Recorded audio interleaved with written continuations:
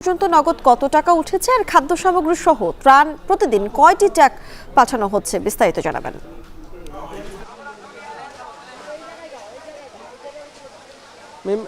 সকাল থেকেই বৈষম্যবিরোধী ছাত্র আন্দোলনের যে গণত্রাণ কর্মসূচি ঢাকা বিশ্ববিদ্যালয় সেটি জানানোর চেষ্টা করেছিলাম।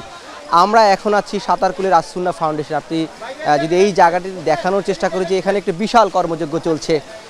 আসুন্না ফাউন্ডেশনের আপনি যে প্রশ্নটি করেছেন যে আসুন্না ফাউন্ডেশনের কত নগদ অর্থ উঠেছে এই বিষয়টি তাদের কাছে জানতে চেয়েছিলাম। তারা বলেছেন যে এখন পর্যন্ত সঠিক হিসেবটি তাদের কাছে নাই, কিন্তু 100 কোটি টাকার একটি প্রণোদনা নিয়ে তারা আসলে সেই লক্ষ্যেই কাজ করছেন।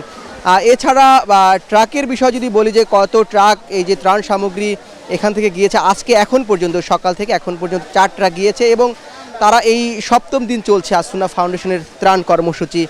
এই 7 দিনে মোট 56টি ট্রাক বিভিন্ন বন্যা কবলিত এলাকায় তাদের ত্রাণ সামগ্রী পৌঁছে দিয়েছে। এখানে সারা দিনে ফজরের পর থেকে রাত্র 10টা পর্যন্ত আসলে এই ত্রাণ কর্মসূচির কার্যক্রম চলে। প্রায় 16 থেকে 1700 স্বেচ্ছাসেবক এই কাজটির সাথে যুক্ত আছে এবং এখানে দুইটি ভাগে আমরা দেখেছি যে যারা কাজ করছে, যেটি হচ্ছে একটি শুকনো খাবার এবং একটি ভারী খাবার আলাদা এরকম ভিত্তিতে তারা এরকম কাজটি করছে। যে তারা যে ভারী খাবারের সেটিতে একটি 16 কেজির প্যাকেজ তারা দিয়েছেন, সেটিতে যদি বলি 10 কেজি চাল, 2 কেজি তেল, 2 কেজি ডাল, 1 কেজি লবণ এবং 1 কেজি খেজুর দিচ্ছেন। এছাড়া শুকনো খাবারের একটি আলাদা প্যাকেজ করেছেন তারা, সেটিতে চিড়া, চিনি, বিস্কুট, খাবার স্যালাইন, গুঁড়া দুধ, পানি এবং পানি বিশুদ্ধকরণ ট্যাবলেট এগুলো তারা দিচ্ছেন। আরেকটি বিষয় যদি এখানে আমরা এসে যেটি দেখলাম যে এখানে যেমন মাদ্রাসা শিক্ষার্থীরা এই ত্রাণ কার্যক্রমে অংশ নিয়েছেন, তেমনি বিভিন্ন বিশ্ববিদ্যালয়ের ছাত্র, শিক্ষা প্রতিষ্ঠানের ছাত্র সহ বিভিন্ন শ্রেণী পেশার মানুষই কিন্তু এই ত্রাণ কার্যক্রমে অংশ নিচ্ছেন।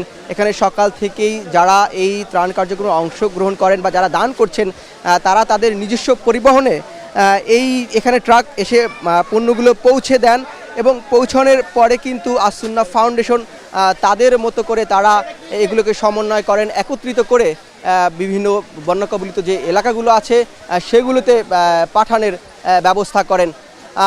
এই ছিল রাজধানীর সাতারকুলের আসুন্না ফাউন্ডেশন থেকে ত্রাণ বিতরণের এবং ত্রাণ কার্যক্রমের সর্বশেষ অবস্থা।